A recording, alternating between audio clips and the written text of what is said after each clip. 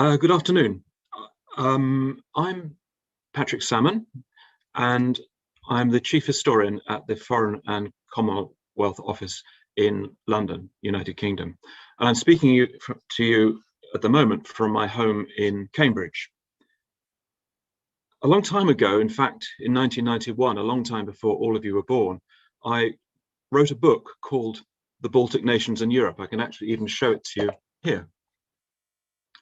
And it was a book which appeared in 1991, very shortly before Estonia became independent. And it was an argument that Estonia, Latvia and Lithuania should indeed regain their independence from the Soviet Union. Shortly after the book was published, that actually happened, which was a very gratifying occasion.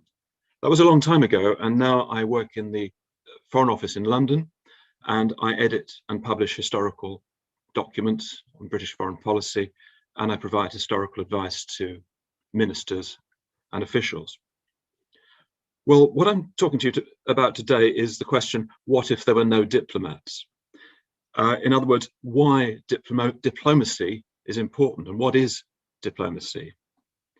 I suppose I could ask a question first of all, a rather foolish question in a way, but I would ask something like, who is more important to the defense of a country? Is it a soldier kitted out in full uniform and carrying a semi-automatic weapon, or is it perhaps a youngish man or a young woman in civilian dress, nothing very special, but working for a foreign ministry? And of course, the answer is both. Soldiers have to fight wars, and they also have to prepare for war in peacetime. But they don't have much say in whether war actually breaks out. They just have to follow orders. To actually prevent wars from breaking out, and for all the other things you need to do to protect your country's interests and to promote your country's interests in peacetime, and most of the time, after all, it is peace and not war that we live in, you need specialized groups of civilians who we call diplomats. They defend and promote their country's interests on a daily basis, and at times of crisis, they can help to prevent war from breaking out. Some diplomats, usually known as consuls or vice consuls, also look after the interests of their country's citizens abroad. So if you go on holiday and get into a fight or get attacked or lose your wallet or lose your passport, a consul will come and help you, hopefully, and sort things out. Who are diplomats? Well, they're people with skills that enable them to interact with people in other countries, people like them rather. Diplomats are quite similar right across the board. An Estonian diplomat looks and behaves very much like a British one does. They work in other countries, and they also work in international organizations like the EU or the United Nations. Some of the skills they have are extremely basic. The most basic, perhaps, is the ability to speak more than one language.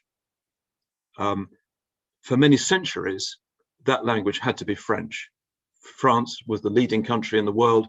It was the country that really invented modern diplomacy in many respects. But certainly from the beginning of the 20th century, English has been the required language.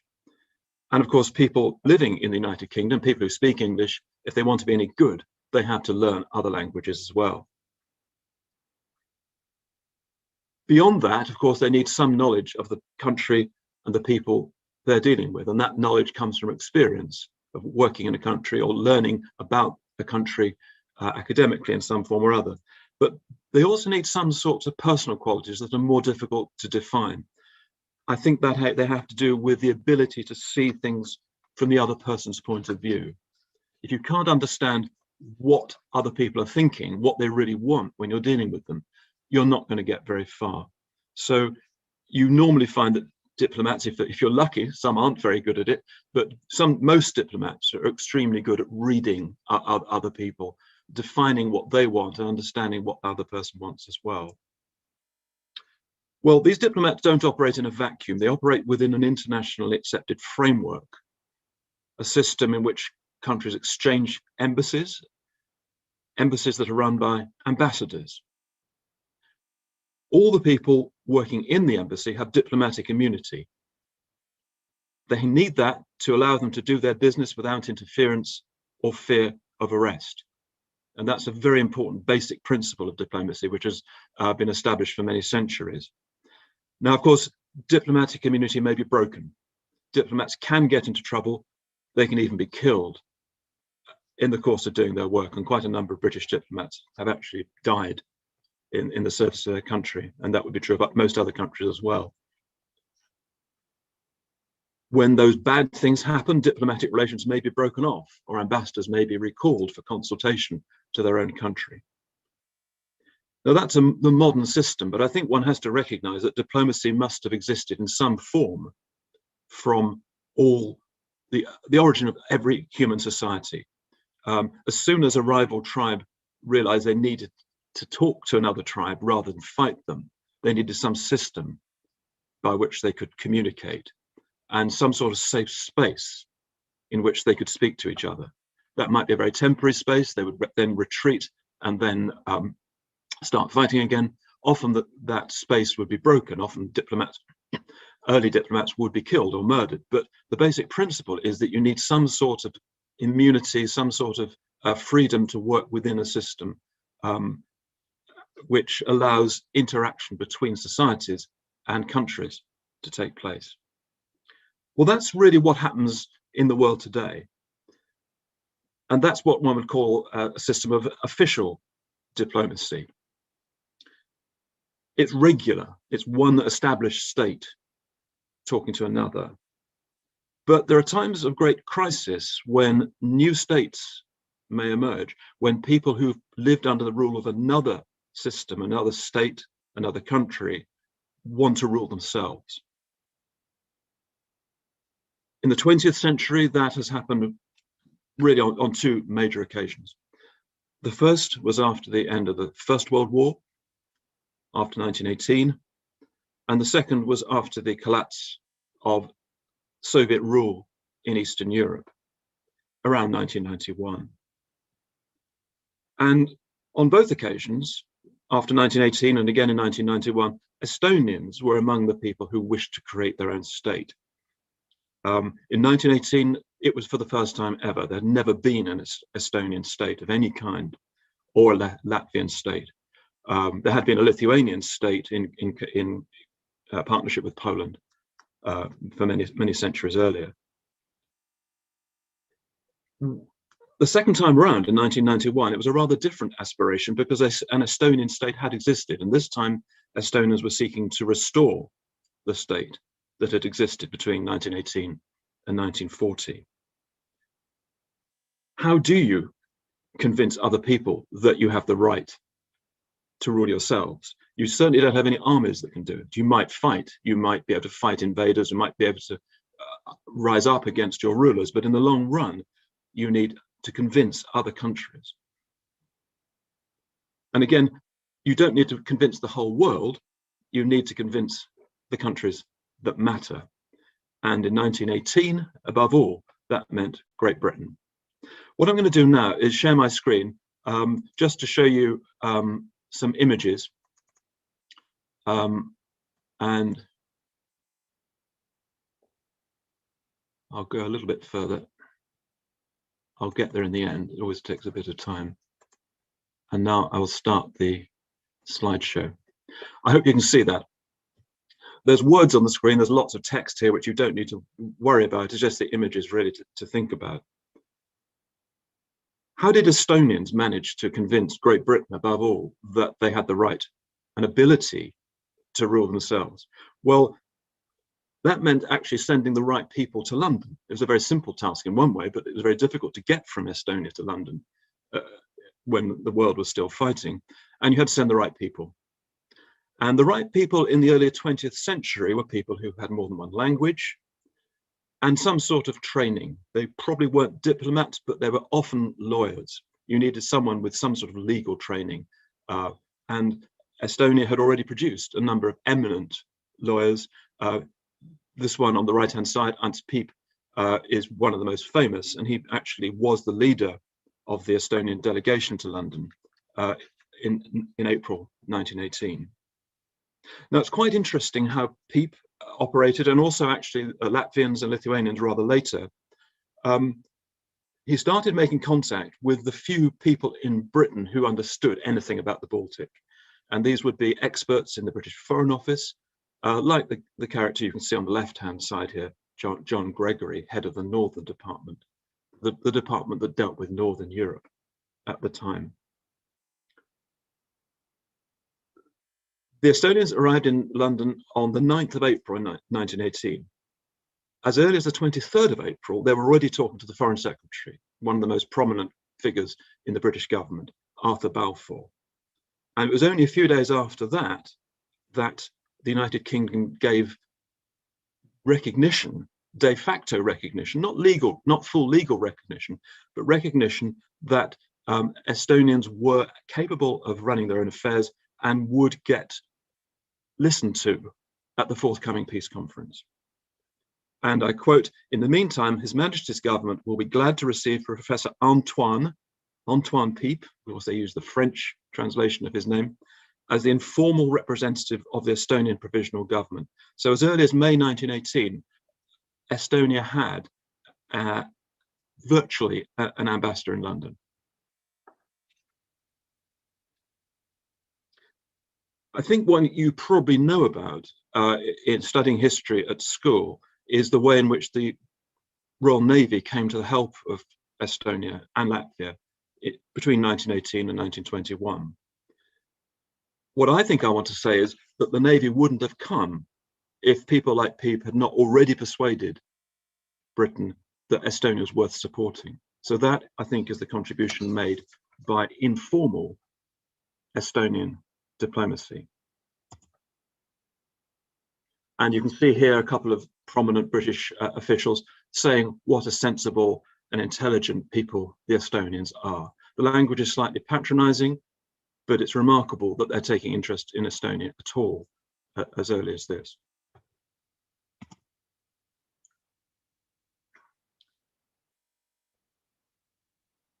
We gave informal support to Estonia in 1918. We gave naval support, but ships don't stay for long. They always go back home. You need something else to sustain relations between two countries, and that means diplomacy. And you can't just have it informal, you have to have formal diplomacy, which means legal recognition. And the Latin term for that is de jure. De jure recognition didn't come until 1921. That's why we're celebrating the centenary roughly at the moment. It was in January 1921. Once you've got de jure recognition, you can exchange ambassadors, and all sorts of other relationships can develop within a legal framework. Trade developed, for instance, between Estonia and Great Britain. A lot of exports of timber and agricultural products went from Estonia to Britain between the wars. However, I think one has to say that diplomacy alone is not enough, and that brings us back to the soldiers. You've got to have some sort of backup behind diplomacy. I'm afraid that was the thing that was missing between the wars. The British were quite impressed with some aspect of Estonian defense. They were very impressed, for instance, by the Air Force. This was a report from 1925. But the Baltic was a very long way from Britain between the wars. Britain still had a worldwide empire to worry about, and there were very large countries already present in the Baltic, above all Germany and Russia. Nor did the Baltic states do much to protect themselves. They were small and weak anyway. They did conclude an alliance in 1934, but it was really an alliance only on paper. So by 1939, the Baltic states were effectively defenseless and isolated, especially following the pact between Nazi Germany and Soviet Russia in August 1939. Britain was too remote and too preoccupied to offer any support. And it was therefore possible for the Soviet Union to force defense pacts onto the three Baltic states, move its forces into Estonia and Latvia in 1939, and then forcibly incorporate Estonia, Latvia, and Lithuania into the Soviet Union in 1940, August 1940. And there, apart from the years of German occupation, they remained until 1991. But diplomacy was still important. Britain and the Soviet Union, Britain and the United States never recognized the legal annexation of the Baltic states by the Soviet Union. They had to accept that it was a fact, it was de facto recognition, but legally they did not accept it. And that meant that the ambassador to the United Kingdom, you can see here, Mr. Toma, was able to represent Estonian interests in some form or other, right up until the 1970s. And the legal existence of Estonia, Latvia, and Lithuania was never challenged. So we get back to a much more optimistic situation after 1991. Having been rather like in 1918, Britain was very early to recognize Estonian independence in 1991, and this time was very quick to send a new ambassador to Tallinn. And of course, we have an embassy there right up to this day. And really, that's a far more positive experience, I think. Estonia has already been free from Soviet rule far longer since 1991 than the independence it enjoyed between 1918 and 1940. Young people in Estonia have never known any other existence other than independence. And the British-Estonian relationship, I think, does remain very important. People remember the role played by the Royal Navy between 1918 to 1921. If I go back a little bit, between the wars, only one junior minister visited Estonia in the whole interwar period. And that was a chap called the Earl of Plymouth, Lord Plymouth, who you can see here arriving by air. And you can see him also on the other picture at an official reception with a number of prominent Estonian individuals. Well, as Britain now sends much more important people. Her Majesty the Queen visited Estonia in 2006. Our Foreign Secretary, Dominic Raab, visited Estonia just 2 weeks ago. It's not only that Britain takes Estonia more seriously, there is also a whole framework within which relations can be conducted. Since 2004, Estonia has been a member of both NATO and the European Union. It's a security relationship which we can see demonstrated in very obvious ways today with the deployment of British troops in Estonia, which you know all about, obviously. But I think there are other ways in which things have changed. Britain is no longer the center of a worldwide empire. Britain no longer has worldwide preoccupations to worry about. More importantly, perhaps, Britain knows and understands much better than it did, I think, between the wars, that it has much to learn from Estonia and other societies in the Nordic and Baltic region. We share identical values, I think. Britain is a large country, Estonia is a small country, but in many ways we are extremely similar. And I think we now look to Estonia for models of how things can be done better in our own country. That would not have been possible between the wars. So I suppose the message is diplomacy is important. Diplomacy makes relations between states possible, even relations between states with very different value systems. And of course, there are many examples of that today. But it works best when the two societies or the two countries share a common value system. I suspect that is very much the case with Britain and Estonia. I'll stop sharing and I'll wait for your questions. Thank you very much.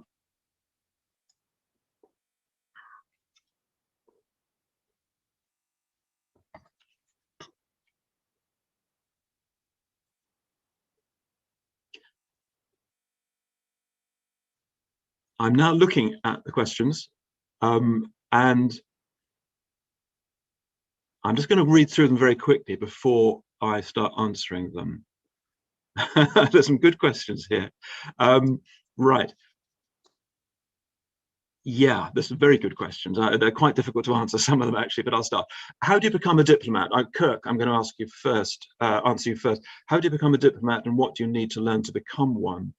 Well, most governments, foreign ministries have recruitment schemes, and you simply apply. I don't know how it works in Estonia, but in Britain, there is a scheme for a very competitive scheme indeed for entering the civil service generally, and also the Foreign Office. And basically, you pass an awful lot of tests, and if you're good at them, you pass. And it's not just formal qualifications by any means. It's also your personal qualities that come through in a series of simulations and so on that they run. It's highly competitive. Only a few, I mean, many thousands may apply in Britain every year, but only a handful, maybe 50 at most, will be recruited. And what do you need to learn to become one? Well, normally, of course, you need some sort of higher education degree, but in terms of subject matter, it doesn't matter at all. Again, I'm speaking for Britain, not Estonia, but I imagine the systems are quite similar. Christina asks two questions which are both quite related. What problems can a diplomat come across while being on a working trip? Diplomatic immunity, what are the pros and contras? Well, I think the immunity is, of course, the way in which you can do your job without interference. The immunity may also allow you to park your car without paying a parking charge, and then you annoy people. There are sort of trivial downsides of it, but the pros greatly outweigh the contras. And the problems you can come across, well, they can be trivial. They can be to do with finding a place to live and getting your children into the right sort of school. But they can also be life-threatening. Many British diplomats have been assassinated. Sometimes a British embassy or embassy building has been blown up, and people have been murdered. People can be taken hostage. There was a very, very tragic case, I think in the Lebanon, when a young British woman was simply abducted in a taxi and was later found murdered. So those are some of the things that, in a way, and some countries are extremely dangerous to work in, much of Africa, for instance, and some countries are so dangerous you can't even work in them at all, like Syria. So I think on a daily basis, of course, most diplomats, most of the time, have a very peaceful life, but there are a huge number of places where the life is very risky indeed, and you don't get the sort of protection you get as a soldier. You don't have a gun, basically. Daniel, I'm going to answer some more questions. Daniel asked, would you like to become a diplomat yourself? Well, I'm much too old for that, thank goodness. In some ways, I think, well, I'm a historian, really, an academic historian, and I just happen to work in a foreign ministry. When I was much younger, I don't think I was clever enough to be a diplomat. I think I've become wiser over the years. I think there are many good things about being a diplomat. And I think probably, yes, I do envy them sometimes. So the answer probably is yes. Daya asks, how many languages does a diplomat need to know? I don't know why. I don't know really. There's no fixed number. I think almost everybody now with an education knows English, so that goes without saying. It's often very valuable to learn so-called hard languages, and British diplomats have been famous really for learning Arabic or Chinese, Russian perhaps, languages that are difficult to learn, but then become very useful in their later career. And you often find someone who's done language training in Arabic will then work through the whole career and eventually end up as ambassador to Saudi Arabia or something like that. So there's no fixed number. Sophia asks, why do you specialize in diplomatic history in Scandinavia? That's coincidence, really. I got very interested in Scandinavia as a postgraduate. I started working on the history of Scandinavia in the Second World War, and I simply developed that interest. And in the late 1980s, a colleague of mine, the one who I wrote the book with, because he was a Baltic specialist, really. That was also quite unusual at that time. Between us, we knew quite a lot, and we thought we could write a book about the Baltic states, which was a slightly arrogant ambition, but nobody else was doing it. Do diplomats live in embassies? Asks Yukio. The answer is some do and some don't. The ambassador usually has a residence, which is usually can be a very grand house. Not often these days, but if you go to Washington, it's an enormous residence. Or if you go to Paris, it's a palace that used to belong to the sister of Napoleon Bonaparte. and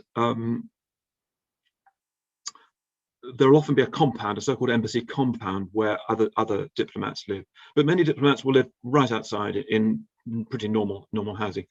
Andre, you asked the impossible question: are there any fun historical facts related to diplomats? Yeah, there probably are, but I'm too stupid to think of any at the moment. So you'll have to come back to me on that one.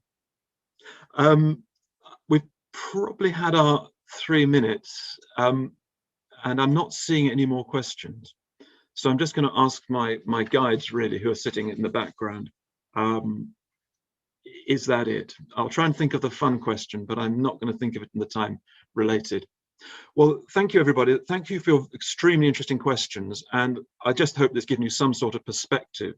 You know about armies, you know about soldiers, but diplomacy is a more difficult thing to pin down, but you can see how important it can be. Thank you very much.